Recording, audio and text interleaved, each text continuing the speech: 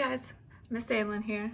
I'm about to live that vlog life and I'm gonna show y'all what other books I've got to read since we finished Percy Jackson and the Titan's Curse yesterday. Don't mind me walking downstairs. Oh gosh, I forgot our living room's messy.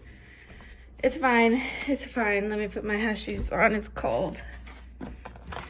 Okay, so we have got a bookshelf over here in the corner of my house.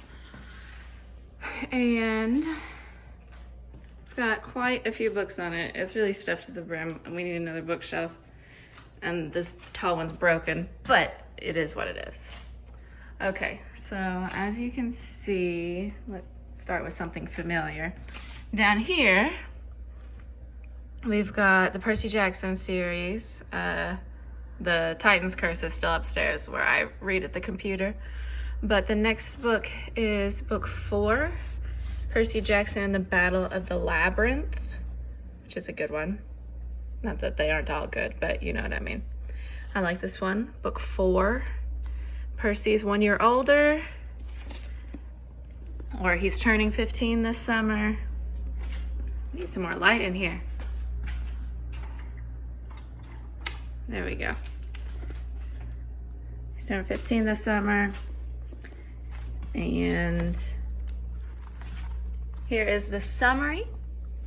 Percy Jackson isn't expecting freshman orientation to be any fun, but when a mysterious mortal acquaintance appears on campus followed by demon cheerleaders, things quickly move from bad to worse. In this latest installment of the blockbuster series, time is running out as war between the Olympians and the evil Titan Lord Kronos draw near. Even the safe haven of Camp Half-Blood grows more vulnerable by the minute as Kronos' army prepares to invade its once impenetrable borders. To stop the invasion, Percy and his demigod friends must set out on a quest through the Labyrinth, a sprawling underground world with a stunning surprise at every turn. Full of humor and heart-pounding action, this latest book promises to be the most thrilling adventure yet. And this one is definitely a lot more like thrill-seeking. Some of the other books are pretty laid back except for a few moments here and there, but this one is definitely like, holy guacamole, what's gonna happen next? Oh my gosh, how's Percy gonna get out of this one? It's definitely like that. So that's book 4. Obviously we can't skip book 4 to go to book 5, but this is what my book 5, The Last Olympian, looks like, which is the last book in his series. Other books we could read. Let's see what we've got here. I've got, I could maybe read one of these books. Isle of Swords, about pirates. I think I read it when I was in grade school. Got some classics here. Anne of Green Gables. It's a beautifully bound book.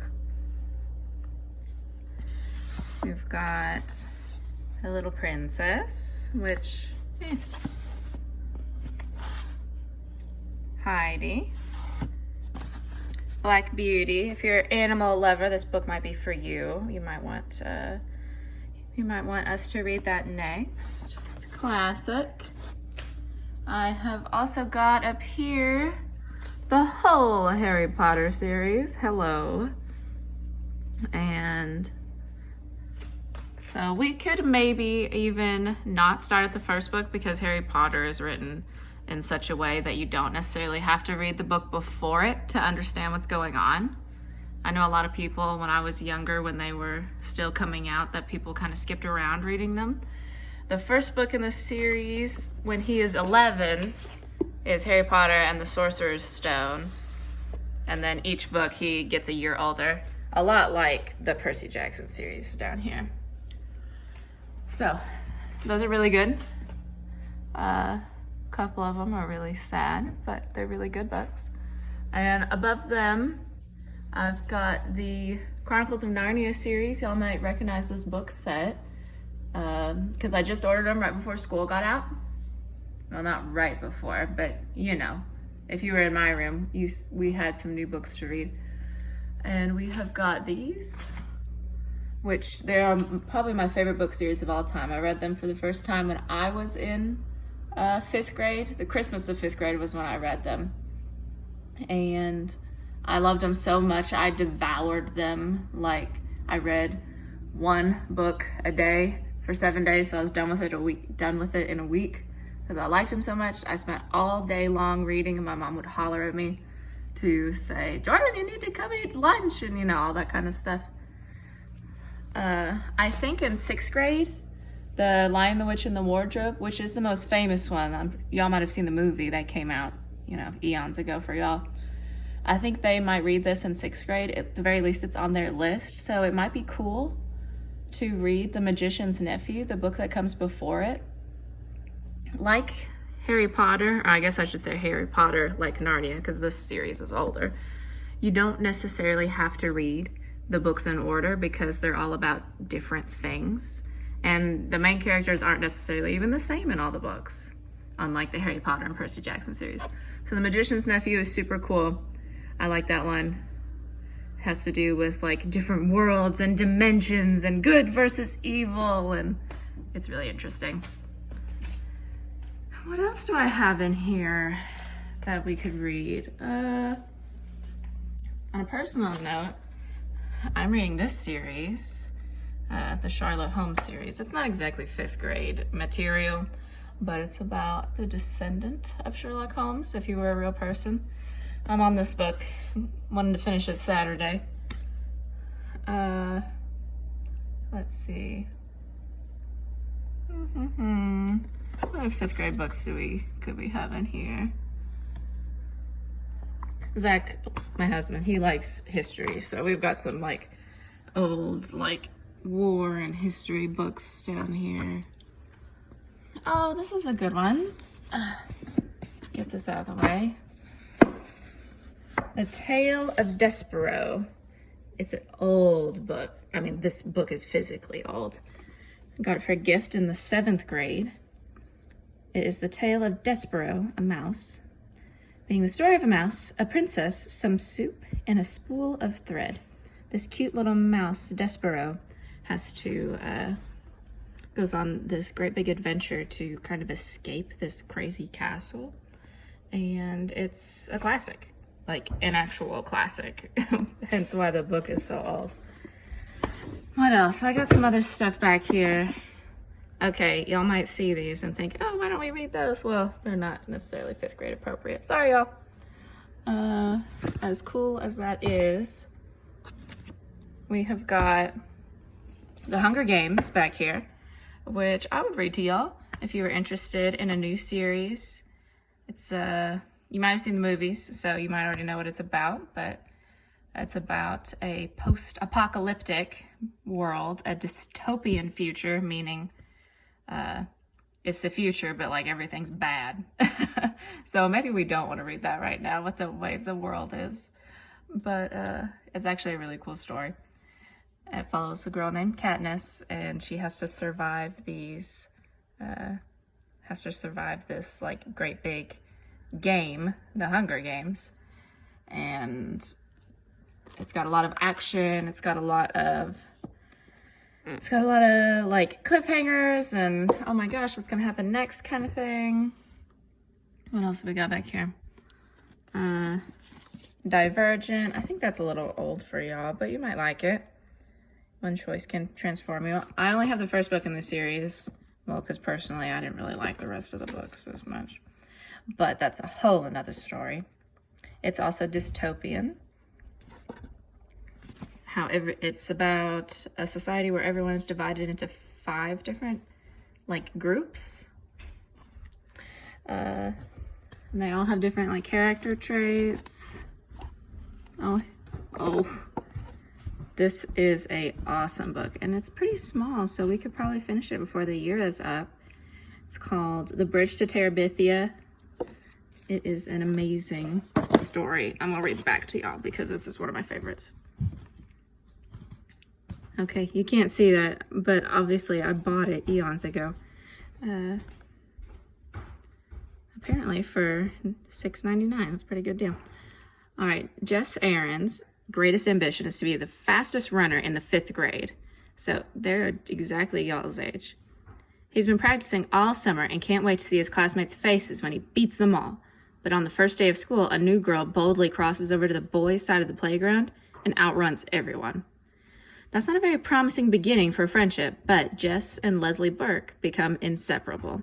Leslie has imagination, and together she and Jess create Teribithia, a magical kingdom in the woods where the two of them reign as king and queen, and their imaginations set the only limits. Then, one morning, a terrible tragedy occurs. Only when Jess is able to come to grips with this tragedy does he finally understand the strength and courage Leslie has given him. So this is a really cool story. It is got a little bit of magic mixed in with real life, which is cool. And the main characters are y'all's age right now.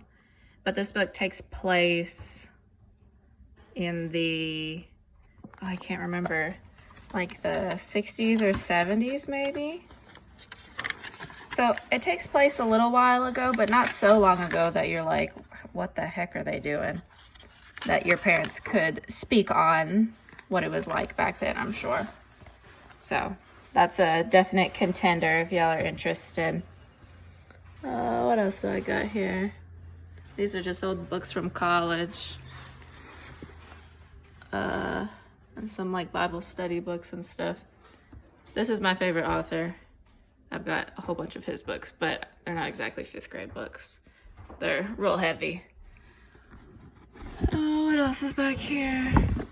No, I think that's it on the books that I have got in my house that I would read to y'all. So here are some options. Got Bridge to Teribithia, Hunger Games, Tale of Despereaux. Obviously, book 4 of the Percy Jackson series. Seriously, if you want me to continue, let me know. I'm not just gonna guess. And up here.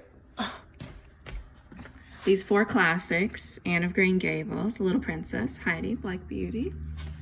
Any of the Harry Potter books, I would be willing to read y'all. And really any of the Narnia series, but I think The Magician's Nephew would be cool to read. Because y'all will probably read The Lion, the Witch, and the Wardrobe in 6th grade. If I could get this out, I'd read the back to you. There we go. Well, not the back, but you know what I mean. Sometimes the summaries are not on the back. Here it is. Here's the summary of The Magician's Nephew, one of my all-time favorite books. The secret passage to the house next door leads to a brand new world. Narnia, where horses sometimes grow wings and talking beasts are called to life. A new world full of magic where the adventure begins. Diggory and Polly meet and become friends one cold, wet summer in London. Their lives burst into adventure when Uncle Andrew, who thinks he is a magician, sends them hurtling to somewhere else. They find their way to a new land, Narnia, but when they awaken an evil sorceress, Polly and Diggory are sent on a quest to stop her before she destroys the world that they've just discovered. So, believe it or not, this book has got a lot of mystery and it's got some suspense, some, oh my goodness, like life or death. Are they gonna make it? Are they gonna not kind of moments? Obviously, lots of magic and fun too. Okay, so those are the options. Narnia, Harry Potter, any of these 4 classics. Book 4 of Percy Jackson, or Bridge to Terabithia, Hunger Games, Tale of Despereaux. So, let me know which one y'all want to read. I'll give you the whole weekend to think about it. Until then, I will see y'all on Monday.